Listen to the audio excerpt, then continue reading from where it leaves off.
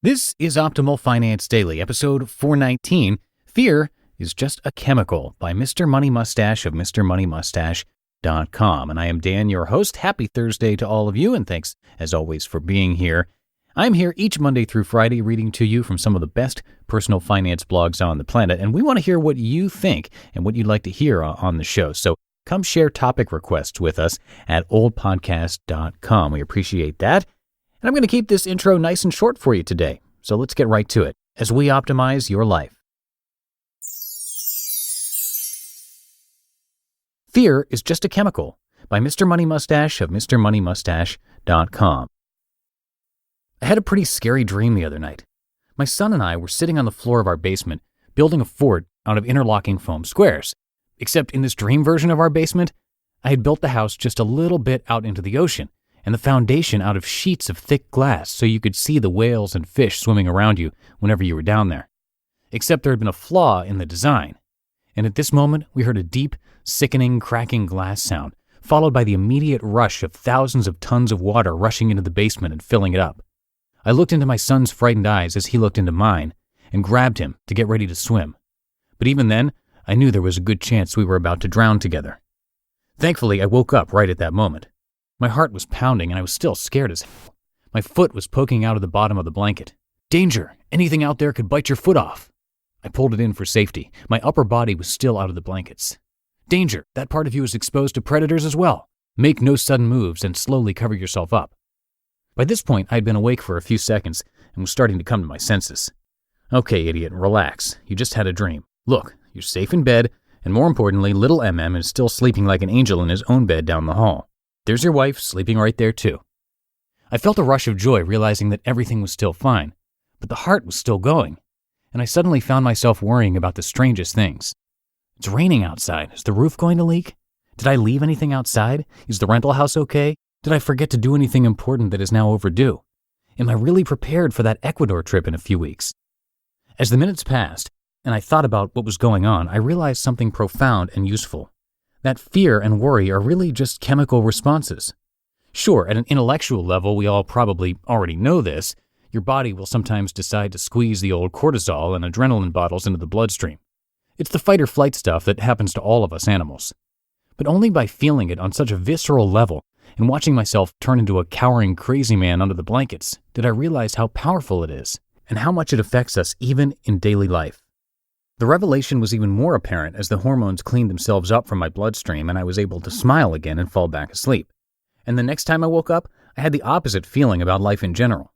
The sun was peeking through the shutters, birds were singing in the trees around my bedroom window, and it was the start of another grand day with no alarm clock or mandatory work. Wow, beautiful morning out there. I'm sure glad we got that rain last night. The gardens will love it. And look at this fine house. Is it really mine? What? I just realized I also have a rental house that is happily taking care of itself, and I sure am looking forward to that Ecuador trip. What a blast. What an amazing life. My whole perspective of the same set of life details had completely changed within the span of a few hours, from standard happiness to extreme worry and back to gratitude, just because of the secretion of a microscopic quantity of some hormones I didn't even ask for in the first place. There's a lot to be gained in life by thinking about this and reminding yourself at every moment possible. Are you scared to apply for a new job, switch careers, or search for a new house in a better location? That's not because it's a truly scary thing to do.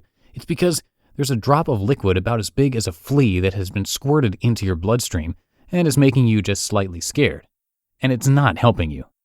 About 100 people wrote me comments and emails asking me hysterically why I was seen on Yahoo wearing a fishing hat instead of a crash helmet when biking around my quiet neighborhood. The reason is because those little fear chemical bottles don't squirt for me when I ride a bike. Because, like most things in life, it's not worth being afraid of. I've recently heard from people who are afraid to invest their cash or use it to pay off a mortgage, afraid to take it out of the safety of a guaranteed loss after inflation 1% savings account. Other people are afraid to quit or even scale down their jobs, despite having several times the savings needed to live forever off of the passive returns. Afraid to try new things, afraid to make the stretch to invite a new friend over for dinner. Afraid of the imaginary doom and gloom that will be brought down upon us by this government or the next one. Your assignment, then, is to notice and remind yourself that all fear, unless it involves rapidly moving weapons, teeth, or claws, is actually bullshit. All fear can be cured. You can attack it with the mind by imagining those little squirty bottles located right above the kidneys, laughing at them, and shutting them off. And you can attack it with the body by just doing what you're afraid of. And suddenly it won't be scary, and you'll laugh at your wimpy past self. Because, oddly enough, action cures fear. It's one of the most useful things you can learn as early as possible in life, and I wish this had been drilled into me as a young child. It's more important than arithmetic or chemistry class or calculus. So that's your assignment for this weekend. Cure one of your own fears and come back on Monday a bit richer.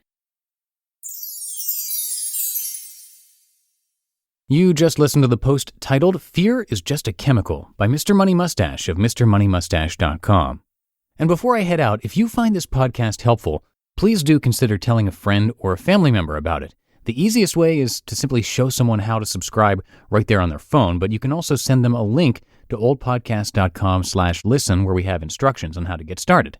Again, that's oldpodcast.com/listen, or just show them how to subscribe on their phone. And we do, as always, thank you for that. That's going to do it for episode 419. I will be back in the Friday show tomorrow reading to you, so I will see you there where your optimal life awaits.